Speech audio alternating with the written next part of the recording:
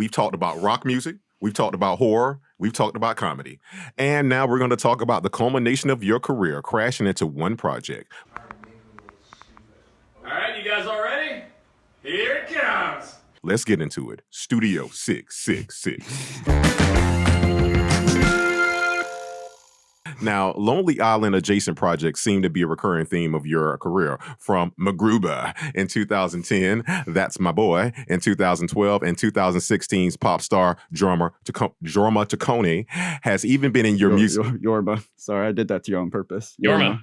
Why would you do that? You should have said it's close to shawarma. Thank you. Jorma Taccone has even been in your music videos. What is that crew like to work with? And is there a major difference that stands out in your approach to comedy versus horror cinematography? So it's funny you mentioned those movies because I learned a lot with those movies because and I kind of incorporated it with Studio 666 also. It was kind of a Judd Apatow approach of things where they basically you get people running in and then they do their lines. You got two cameras shooting to make sure you get all the coverage you need because a lot of it goes into improv. And so those movies are really a ton of them. We have a script just like we had Studio 666. But if you let the actors or non-actors in my case, and a lot kind of go off in their own world and just improv what they're doing, you get a lot better material. Honestly, you get a lot more laughs because they're actually really doing it. Yeah. Obviously they can't go off subject, because we're making a movie, but they can actually make their own words and really say what they want to say to people.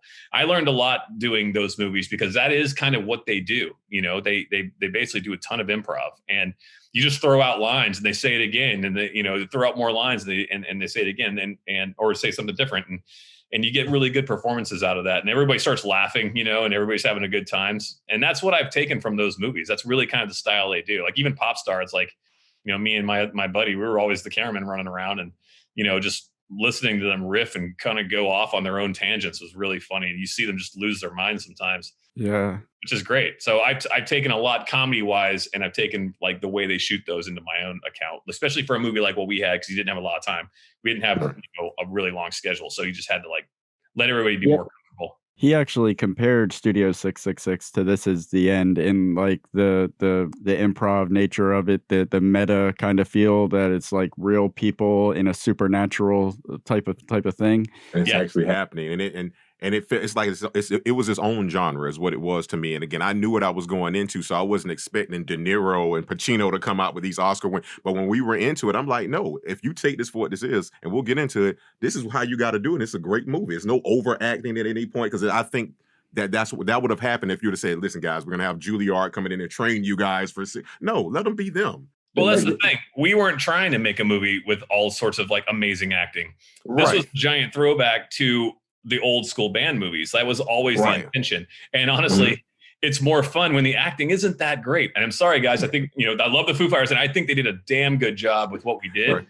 Mm-hmm. But honestly, from day one, when we and Dave were talking about what we were going to do, that was intentional. Like we wanted it to feel like those movies, and it's funny because you see critics and people like that, being like, oh, the acting. It's like, what do you guys think's going on, guys? Obviously you don't get what we're trying to do. Right. Pat is wonderfully terrible. I love Pat. He gives an Oscar-worthy scream towards the end. That's that 10-minute scream when he's screaming through everything. Like so many people have been cracking up watching that. So Pat's a screamer.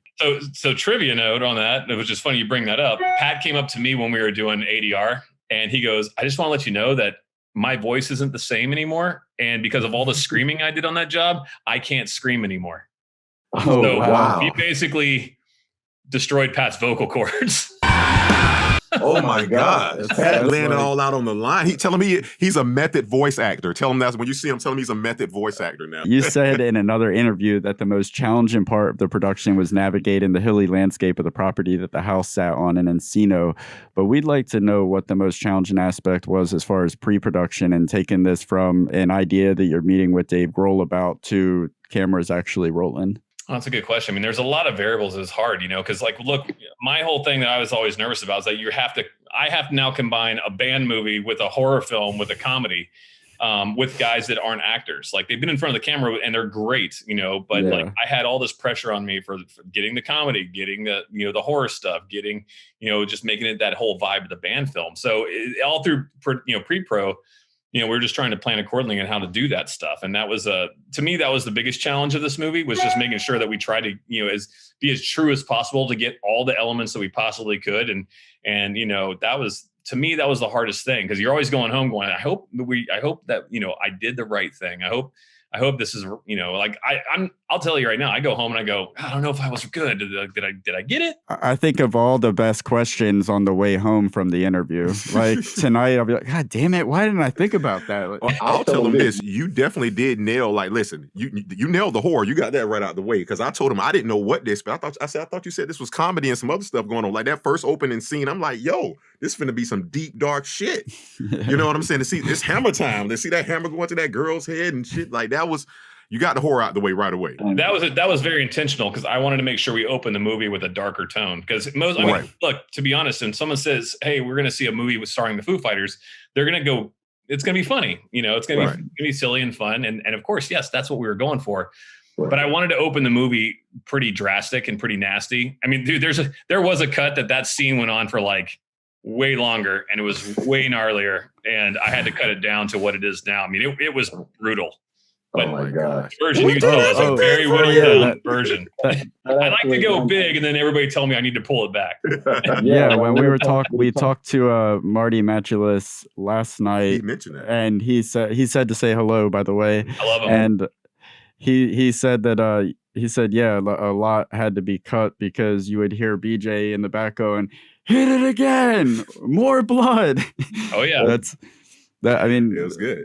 If you take something beyond the extreme, it goes from being controversial to being hilarious. Yeah. Well, the other thing too is my whole take is, if I know I'm going to get a ton of stuff, I know I can scale it back. It's you can't go the other way. So you might as well, if you manage your time right, you can go to that realm, and then you basically put it all in the edit, and then you go, all right, what do you guys think? Because for me, I like doing a lot of brutal stuff in my movies. Like I just do like violence and things like that. Nothing, like that kind of stuff. I like to go and push the envelope with it a bit, with the brutality and the violence and the blood and the gore. Mm-hmm. That's just me. But I allow myself to pull it back, and that's and because you have to play ball with other people. It's not just this is what I want. I'm the damn director. Blah blah blah. No, people come to you and go, hey man, you might want to. It's a little rough. Right. Let me get back into the edit bay, and then start killing your babies that you loved, and then you turn into the softer version, which is still pretty dark. And it leaves the possibility open for a director's cut or something. There you go. When they're ready. Yeah. Jesus. Growing up a fan of horror, would you have ever believed that John Carpenter would have had a hand in the theme song for your film? Yeah, man, that was like bucket list stuff. Like I remember me and Dave were talking about it, and we just started bringing up John Carpenter because we wanted to kind of have that, like the old vibe, the old 80s kind of vibe, like the kills we wanted to keep very Friday the 13th funny, like super over the top, stupid, silly. But we wanted to have kind of the vibe. Even the shadow people that I wrote into the, had the writers put in the script, that's a full on ode to the fog. So when we got John, when we reached out to him, it was, Dave had helped out Daniel Davies years ago. And John was like, dude, you helped out Daniel like so long ago that I'll write you guys a theme song. And then we were kind of like, that's awesome. But would you like to also come be in the movie for a second?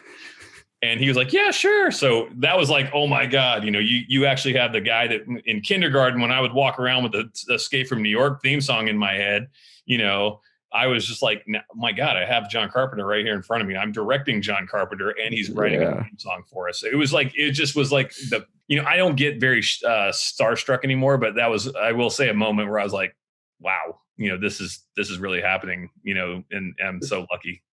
Something magical's happening. It was pure magic when he was there. It was great for opening up the film with this, like, it established that feeling of like a nostalgic horror movie. Like and then the music kind of like gracefully transitioned from this John Carpenter-esque theme to this devil, like, I thought heavy Supernatural metal. was about to come on. The Winchesters was about to pop out or something. It was going dark, man. It was really cool what the sound did. It was. Now, let me ask you this. Speaking of going dark, now, was Spooky Movie a title that was really considered, or was it a placeholder? How did you guys land on Studio 666? we knew that we weren't going to call the movie Spooky Movie because there's already Okay. scary movie. Like we just needed the title went in production to like kind of get things going so we could get all the permits and things like that. And so we just basically went off with, Spooky Movie. And that was just basically like a placeholder for us. And then we started throwing around ideas. Like I think one time it was one was going to be Blood on the Tracks. Was kind of an idea of the name of the movie, and we were throwing around ideas, and I don't know who came up with it, but yeah, Studio 66 was the one that everybody landed on. That's the one we went for. Blood on the Tracks is good. I like Blood on the Tracks. I really like Blood on the Tracks. I thought that was a good one. But yeah, everybody went for Studio 666. I think in another country it's called something else, like The Trouble with Studio 666. Like I was also going to say the only other better title other than Studio 666 would have been Bone Structure. Oh yeah, man, listen, we were dying at that Bone Structure, man. So that stupid CD cover that says Bone Structure. Yes. So it's funny because I have my old band had basically almost the same logo, except there was it's like the skeleton like crawling on the ground with a bottle of beer and like pointing its way. And so I was like, this is so ridiculous. So I gave that to Teresa and I said, hey, can we just kind of model it after my horrible band sticker? And oh my God, that's cool. Yeah, so she did. So when it pops up, it's really silly. Not only giving nods to like well-known old 80s horror films, you're also getting nods to your own history. It's not an Easter egg, it's an Easter deviled egg. See what I did there? All right. Well, my old band CD is on the table when Dave's looking for things. You'll never see it because it's all kind of covered up, but I did have my old band sitting there in the basement when he's going through all the tapes. That's awesome. Yeah, that's amazing. Spirit. Now, take this with a grain of salt. IMDb trivia states that it was filmed in secret during the pandemic, and you did kind of speak to this. And that was one of the first productions to return after the pandemic. What was that like, starting, then having to stop because of everything, and then coming back and having to finish under that tight schedule? Yeah, I mean that was tough because we started and we were going and things were going really great and we were all having a good time. And then I'll never forget the last night of shooting. Like we started getting hint on the news of like what was going on in the world. We were all getting a bit concerned. And we only had like 6 or 7 days left of shooting. So it's like, oh man. And that night it was just raining. There was the whole end of the movie. It was just pouring rain on us. And I just remember being like, I kept hearing from the producers, like, we might have to shut down. We don't know how long we might have to shut down because everybody's going to shut down. Everybody's going to go into lockdown. It was a weird time for all of us. So everything was just, how you shoot movies. We shut down thinking maybe 2-3 weeks we'll come back. Cut to like 6 months later, we come back, and during that whole time I was editing via remote here in my office with an editor, but we only got to as far as we could possibly get. And then the whole time, like, I don't know if we're going to come back because, wow, what people don't realize is that in movie making, there's a budget. And say we were shooting at like the stages at Warner Brothers or something like that. Well, then, okay, they have to rent the stage and the sets stay up. No, we had to keep renting that location through the pandemic. Wow. So you have to remember that like a lot of our budget that we had to go into renting this mansion in Encino. And you can only imagine how much that is per month for 6 months straight. And that's also not including keeping wardrobe, keeping all these things. Because also what people don't realize is that when you make a movie, you're renting gear, you're renting all this stuff. So the money just, if you're sitting there, just you have to keep paying rental on these things. And wow, it took a lot of budget. And then coming back, now we had to learn how to go through testing, 3 times a week. How long is it going to take for all the crew to come back to sets? How long is it going to take to get every single crew member through testing? Because we were one of the first jobs back. We were the guinea pigs. There's some TV that came back, but we were one of the first features. So we had to learn how to do all that stuff. So coming back, now we're wearing masks. No one can, like, when I'm yelling things, it's like, it's like muffled, and I'm wearing goggles, and the whole crew's doing that. We all have to social distance. Everybody has to stay away from each other. So we're all kind of like, your norm of running in there being like, hey, just check this out, do this. It's like, no. And you have people on set saying, back up 6 feet, and so you're like, oh, yeah, I gotta remember that, and it took a lot of getting used to. But the cool thing is that all the people believed in the project so much that were there from the first part and were having so much fun that everybody came back. Everybody knew what we were doing and we're having a good time with the movie and knew that we were just making a fun film, and they all wanted to be part of it. And it was really nice, to see that and have everybody come up at the end of the day being like, this is the most fun I've had on a film set in years. And I've laughed all day long. This is great. So even with the pandemic and coming back and all the learning curves and all that, it still was a labor of love with the cast and crew and everybody. Everybody's heart, blood, sweat, and tears were in it.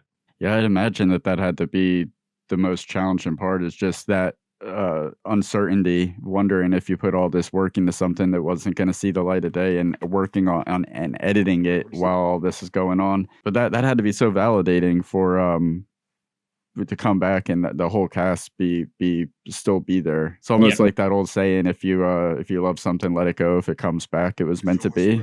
Yeah, exactly. You know, I'm proud with what we did. You know, it's like it was tough. You know, this whole process was tough, and like, but you know, it was tough, but working with like the best people ever. And in my opinion, we had such a great time. And you know, I think that the fun of it all shows on screen. The chemistry is everything in that. I can tell you that. You feel like the way I could best describe the energy of the movie is when Dave Grohl just randomly hugs Taylor when they agree to be on the same side and stay there. This needs a hug. Like that kind of energy kind of goes throughout the whole movie. Totally. Speaking of IMDb trivia, there are currently 2 pieces of information listed on there, and you've already given us some great stuff. Marty Matulus talked about the Whitney Cummings sex doll. That scene, that her famous Instagram alter ego. No, it was more than a doll. It had its own special. It co-hosted a special. He brought up that she donated that to the production to be chopped in half. But I was wondering if there's anything else that you think fans of the film might want to know. No, I mean, we just, like I said, it was a hard go. Like going back to that pandemic, like it was tough. The location was hard. We had, you know, trying to keep a movie that's in one location is also really hard to keep interesting. You know, and that was a big challenge for me. It was like, how do I keep this place looking cool? Like, how do we not make this like, you know, stale? Like, so that's what we changed, like, you know, camera angles. We changed the lighting in certain areas when you're in the same room, because it's hard to keep a room where all the guys are always going to be in the same spot, because that's where their instruments are going to be. You know, you can't change that around. So you go back in that room so many times, you got to try to make it more in, you know, just keep it different in ways, you know, try to make it look a little bit different each time, or like come into it differently. You know, it was challenging, but it was challenging fun trying to like figure it all out and just make it all work, you know? I think they did. I told you, me and him, we're talking about this in basically 2 main locations. It's the office and then it's there. But I mean, you don't feel like you're in the same house all day long. It's like, all right, here we go again. We're back in this room. And especially with Pat sleeping all over the place, you didn't know where you were. I mean, the basement felt like 2 different locations within the same scene when before and after Grohl listens to the tapes. Just the way the lighting shifts in there, it feels like a completely different, like a complete tonal shift. It was awesome. Yeah, and that was the cool thing, is we could get 2 different looks of the basement. You know, the basement had the warm lighting and everything like that. And then when Pat and Nate go down there with the book, I basically told the DP, I was like, just think of this movie like this down here is the Well of Souls from Raiders of the Lost Ark. You know, and I remember when we cut the first edit, we know when you use temp music to cut it, we actually use the music from Raiders of the Lost Ark, and we used that, and it worked really good. But obviously that was like, you know, John Williams score, so we can't do that. But Roy Mayorga, who did the score, did a phenomenal job, like mixing the John Carpenter theme and then making it very John Carpenter, and then ramping up the score at the end and making it very epic. You know, he went from like a very Carpenter-esque score, but when things get real, you start adding horns, you start adding all sorts of different instruments in that, and you make it, you bring the music and rise it with what's happening in the story. Yeah, it kind of the darker tones in the score and in the song reminded me a little bit of the Lords of Salem, actually. Like that. Like, were they playing an L note? Yeah, right. They were real sharp. That's what brought the witches down. Yeah, I mean, exactly. Now, there's a rumor, but it may be a fact, because we think it's a fact here. Can you tell us about the river of fake blood that wound up flowing down the street from the house of Encino? 100% real. That's 100%. Okay. I mean, that was real. So we actually had to build a whole set like to do that. So we shot Rami and Whitney in the guest house. That's where Rami's room was in the story. He's in the guest house. And when we were like, well, look, we were trying to think of like, how are we going to do this? You know, there's no way, because we realized that what we were about to do would probably completely destroy the interior of that place. So we had to go in the parking lot that we had, the house where you see the finale with Nate and Pat. We had to like get all the cars and everything out of there, and we had to build a fake set of that facade. So it's totally like when you first see them in that bedroom, it's real. And then when you get to that part, it's completely a set. So, and it, you know, it looks, you never can tell, but yeah, we built that set. We had these cannons of blood. We had we had these giant things of blood. And once we had done that scene at the end of the day, yeah, it's true. And there's pictures. People have posted pictures online of that river of blood going down the street. They're there. I've seen them, but I was walking to my car, and seriously, there was a flowing red river going down the street of Encino. It's like Ghostbusters 2, Lord Vigo is a river of blood. Yeah, right. It's like just evil. Exactly. And speaking of that chainsaw death scene, that might not only be the best death scene of the film, but it might be the best death scene that I've ever seen. I don't think death gets any better than that. Yeah, easily in the top 10.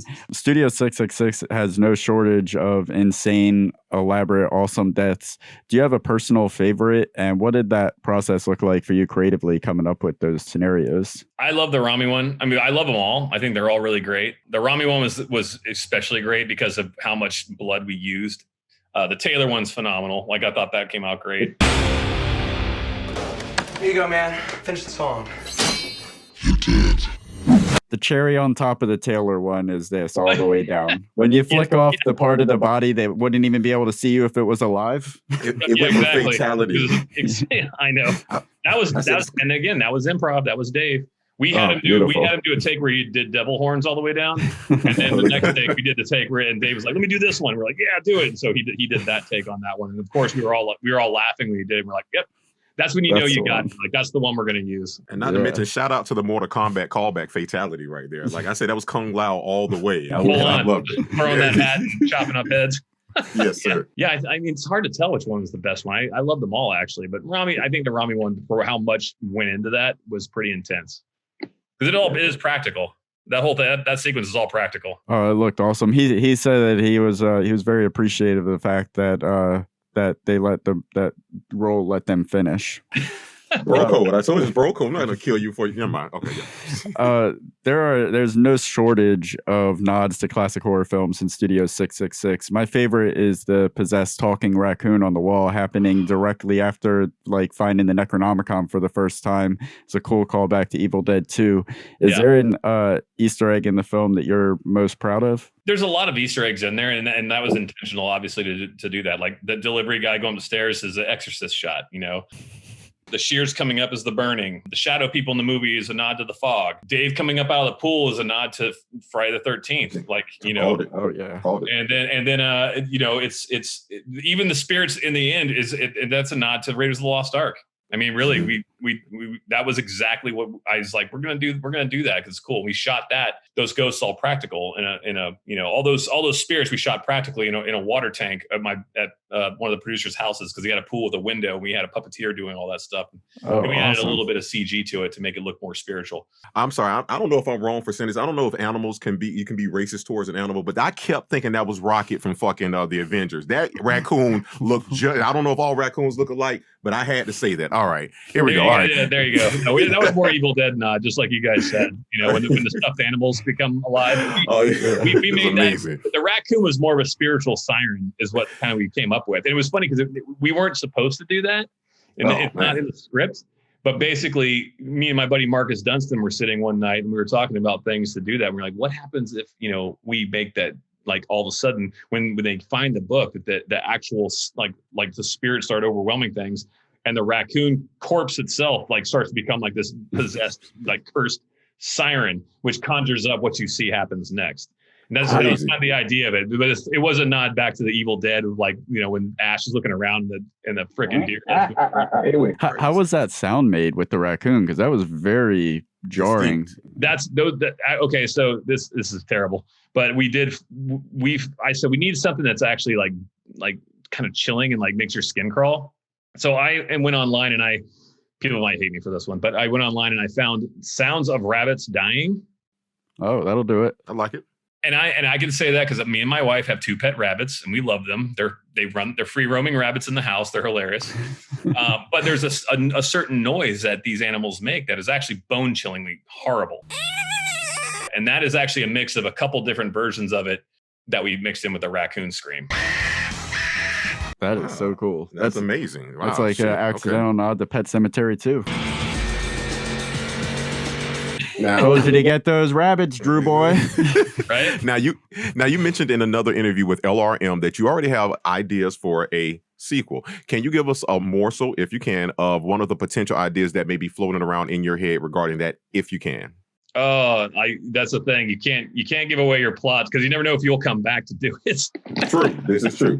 I knew that might be a response, but we still had to ask. But you made me ask. You could have asked. We'll see what happens. Like once this movie comes out on VOD and people start really watching it, like we already said, we feel this is going to be a cult classic. Sometimes it takes people a while to catch on to stuff, but I promise you, when they find it, they're gonna be like, "What the fuck is this? Yo, no, you got to see this." So yeah, it has that feel. Yeah. And honestly, if it becomes a cult classic, we won. I mean, that's really what we were set out to do in this thing. We were trying to make a movie that basically emulates those kind of old movies that you loved. And, it's really a movie that you're going to want to put on at a party in the background and just laugh with your friends. To me, that's ultimately what I wanted to create here with Dave and the guys. And they also wanted to make a movie like this. We never honestly thought this movie was going to go to all the screens they did.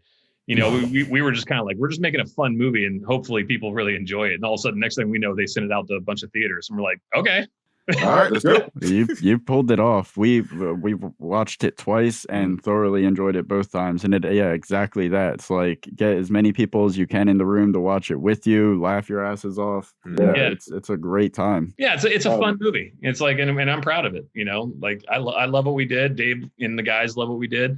We had a blast making the thing. You could tell. Yeah, it came out awesome. But before we move on, we would like to hear not your best pitch for Studio 666, but what is the best compliment or praise that you've received about the movie, whether it be from family or friends or people that you admire in the industry?